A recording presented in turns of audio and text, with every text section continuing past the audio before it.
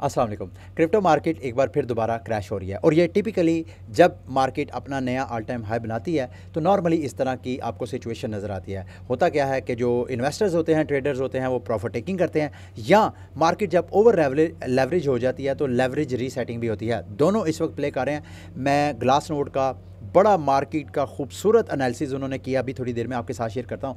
लेकिन पिछले 2-4 दिनों से पाकिस्तानी क्रिप्टो कम्युनिटी परेशान है। कुछ एक्सचेंजेस को वो एक्सेस कर रहे हैं, वो एक्सचेंजेस एक्सेस नहीं हो रही, जैसे कि OKX है।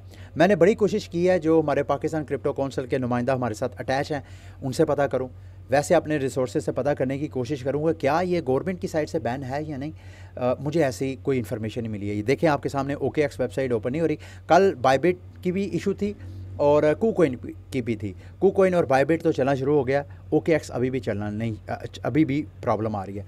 आप बेहतर यही है कि आप यहाँ से एसर जो है वो दूसरे एक्सचेंजेस स्पेशली आप बाइनांस पे मूव कर सकते हैं, क्योंकि बाइनांस पाकिस्तानी जो रेगुलेटरी अथॉरिटीज़ हैं उनका बहुत फेवरेट इस वक्त बना हुआ है। तो वहाँ पे एसर साहब मूव कर लें। एक मैं जाते जाते आपको एक अपॉर्चुनिटी शेयर करना चाहता हूँ। मैं पिछले 2-4 दिनों से ये टेस्ट कर रहा हूँ। आपको मैं कोई फाइनेंशियल एडवाइस नहीं दे रहा, लेकिन अगर आप इस तरह ट्राई करना चाहें तो आप यहाँ कर सकते हैं। यहाँ पे आप मार्केट मेकर बन के अब तो बेनिफिट उठा सकते हैं। इथरएक्स लिनिया का जो टॉप डेक्स है वहाँ पे आप लिक्विडिटी प्रोवाइड करके आप ना सिर्फ इथरएक्स का जो टोकन है उसको उसका एज अ रिवार्ड अर्न कर सकते हैं, यानी मार्केट मेकिंग करके वहाँ से आप प्रॉफिट अर्न कर सकते हैं। दूसरा, आप लिनिया की एयर ड्रॉप फार्मिंग भी कर रहे होंगे। लिनिया का 28 अक्टूबर को इनकी जो इग्निशन है, जो इग्निशन की इस कैंपेन में पार्टिसिपेट करेगा, इसके ऊपर अलग से वीडियो बना के मैं आपको अपडेट भी कर चुका हूँ। लेकिन अभी करना आपने क्या है, अब अगर आप यहाँ पे LP प्रोवाइड करते हैं, मिसाल के तौर पे मैंने अभी LP प्रोवाइड की थी लिनिया और इथीरियम की चेन के ऊपर, यहाँ पे आपने नैरो वाले ऑप्शन को अगर चूज़ करेंगे तो आप बड़ी आसानी से, डिपेंड करता है आपकी लिक्विडिटी कितनी है, बड़ी आसानी से अच्छा खासा यहाँ से अर्न कर सकते हैं। यहाँ आपने नैरो की सिलेक्शन करनी है, जो भी एसेट LP आपने प्रोवाइड करनी है। यहाँ पे आपने मैजिक मैक्स करना है। ये आपके एसेट्स को खुद ब खुद 50% एवरेज रेशो पे करके तो यहाँ पे आपकी LP प्रोवाइड हो जाएगा। सिर्फ इसमें आपने एक चीज़ देखनी है, कैलकुलेशन करनी है। मेरी तरह आपने अंधाधुंध नहीं करना, आपने कैलकुलेशन ये करनी है कि जो आप LP प्रोवाइड कर रहे हैं उस पर जो स्लिपेज है 2.5%, क्या जेन्युइन वो स्लिपेज है या अप टू 2.5% है। ये ना होगा कहीं आप प्रॉफिट टेकिंग के चक्करों में आप अपना लॉस ही कर रहे हो। मैंने अभी LP प्रोवाइड की थी कल के दिनों में, कल के दिन से लेके आज के दिन में, अभी आपको ट्रांजैक्शन फाइनल करके आपको दिखाता हूँ। तकरीबन 2 मुख्तलिफ पेयर्स पे मैंने LP प्रोवाइड की थी और मैंने कुछ $60 के करीब यहाँ से रिवार्ड अर्न किया। और ये इथरएक्स का रिवार्ड है, ये देख रहे हैं आप। ये मैंने BTC और इथीरियम की कल LP प्रोवाइड की थी और ये $22 मैं कल से अभी तक अर्न कर चुका हूँ। ये लिनिया इथीरियम का भी तकरीबन $32 के करीब मेरा रिवार्ड जो है, जो मैंने यहाँ पे क्लेम किया है। अभी दोबारा मैंने LP प्रोवाइड की है कोई घंटा पहले, $5 यहाँ से मैं अर्न कर भी चुका हूँ। इसमें एक चीज़ आपने मेक श्योर करनी है हर 4-5 घंटे बाद कि आपकी ये जो LP है ये कहीं आउट ऑफ रेंज ना हो। जैसे ही आउट ऑफ रेंज हो, आपने मैनेज पे जाके सारी लिक्विडिटी को रिमूव करना है, डिक्रीज में जाकर फिर दोबारा आपने इस तरह इसको इन करना है। तो इस तरह आप प्रॉफिट टेकिंग करना चाहें तो आप कर सकते हैं। जर्मी पाल की फाइनली स्पीच हो गई और स्पीच में ऐसा कोई बड़ी इंटरेस्टिंग कोई डेवलपमेंट नहीं हुई, जिस वजह से मार्केट आपको पंप होती हुई नहीं नज़र आ रही। मैं एक्सपेक्ट कर रहा था कि शायद टोन थोड़ी सी फ्रेंडली होगी और मार्केट दोबारा पंप करेगी। बहरहाल BTC की प्राइस इसको जब मैं वीडियो रिकॉर्ड कर रहा हूँ 1,22,000 के करीब है। इथीरियम की प्राइस भी कोई $4360 की प्राइस के ऊपर, यानी 4,360 की प्राइस पे ट्रेड हो रहा है। ओवरऑल आल्ट कॉइन मार्केट भी देखें तो सारी मार्केट में आपको प्रॉफिट टेकिंग नज़र आ रही है। अब इंटरेस्टिंग जो एनालिसिस है ग्लास नोड का, वो मैं आपको बताता हूँ। वो कह रहे हैं जी ऑन चेन प्रॉफिटेबिलिटी जो है वो बढ़ी है। इस वक्त जब BTC ने अपना नया ऑल टाइम हाई बनाया $1,26,000, तो मोर दैन 90, और उसके बाद जो थोड़ी करेक्शन हुई है उसमें मोर दैन 90% सप्लाई ऐसी है जो प्रॉफिट में है। इस तरह की जब प्रॉफिट में आते हैं तो उसमें प्रॉफिट टेकिंग होती है, जो कि मैंने स्टार्ट में आपको बता दिया था।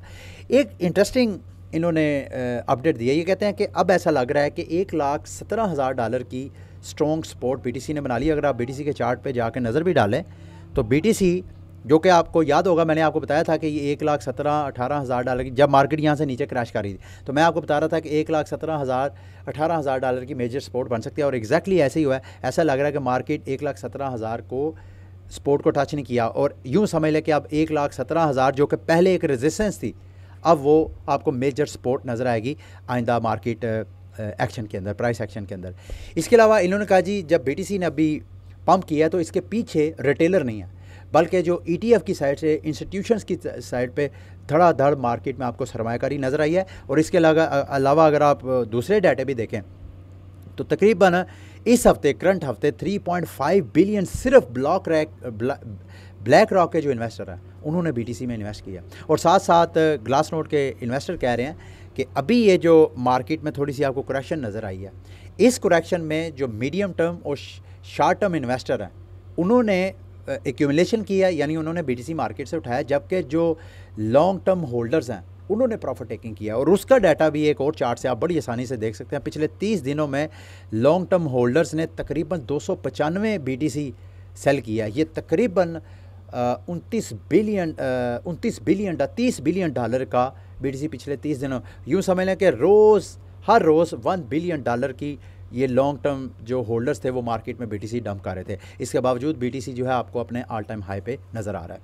इसके अलावा जी एक और अपडेट है, 4 बिलियन डॉलर की वर्थ का एक BTC वॉलेट्स है जो कि पिछले 3 से 5 साल की होल्डिंग थी उनके पास, वो भी मूव हुए हैं। उसका भी मार्केट में आपको पैनिक नज़र आ सकता है। इसके अलावा दिसंबर 2023 में एक बंदे ने प्रेडिक्शन की थी कि भाई 6 अक्टूबर 2025 को BTC अपना ऑल टाइम हाई बनाएगा और उसके बाद मार्केट रिकवरी करती हुई आपको नज़र आएगी। आज 9 अक्टूबर है और BTC ने अपना ऑल टाइम हाई तो बना लिया है, BTC ने अपना टॉप सेट कर लिया है। लेट्स से कि अगर कोई मज़ीद टॉप आपको नज़र आता है, जो कि नज़र आ सकता है, इसके चांसेस हैं। बहुत से क्रिप्टो मार्केट के एक्सपर्ट अभी भी समझते हैं कि BTC की डिमांड जो है अगले साल के एंड तक बाकी रहेगी। यही वजह है कि मैं अक्टूबर और नवंबर और दिसंबर इन 3 महीनों में आल्ट कोइंस को पहले स्टेबल में कन्वर्ट करने का इरादा रखता हूँ, फिर उसके बाद स्टेबल कोइन में जैसे ही कोई अच्छी एंट्री मिली इंशाल्लाह BTC में इन्वेस्टमेंट करेंगे। ग्रे स्केल ने मार्केट से मज़ीद 32,000 इथीरियम जो है वो बाय किया है, जो कि 150 मिलियन की वर्थ का बनता है। एक और इंटरेस्टिंग ट्रेडिंग अपॉर्चुनिटी आपके लिए बन सकती है। मेरी तरफ से कोई फाइनेंशियल एडवाइस नहीं है। आपको पता है मैंने एक टोकन के ऊपर आपको ट्रेड की कॉल दी थी। मेरी अभी भी वो सेल ट्रेड आइथर का जो टोकन था ATS टोकन, अभी भी जिस बंदे ने मेरे साथ वो ट्रेड ली होगी वो प्रॉफिट में होगा। मेरा वैसे जो टेक प्रॉफिट है वो 0.4 ATS टोकन के ऊपर है। पता नहीं मार्केट वहाँ तक जाएगी या नहीं। अगर अभी भी आप लोग प्रॉफिट बुक करना चाहें तो वहाँ पे आप बुक कर सकते हैं। ग्रास का टोकन जो है तकरीबन 28 अक्टूबर को 181 मिलियन ग्रास टोकन अनलॉक होना है। ये 144 मिलियन का ये बड़ी मैसिव अनलॉकिंग है। फ़र्क इसमें मसला यह है, मैंने इसके ऊपर सेल ट्रेड ओपन नहीं की क्योंकि अभी काफ़ी दिन पड़े हुए हैं। इस वजह से नहीं की क्योंकि ये अर्ली इन्वेस्टर्स और कंट्रीब्यूटर्स हैं। अगर तो पब्लिक को ये टोकन मिलने होते हैं ना तो फिर तो मैंने लाजमी ट्रेड ओपन करनी थी, जैसे मैंने आइथर के टोकन पे किया।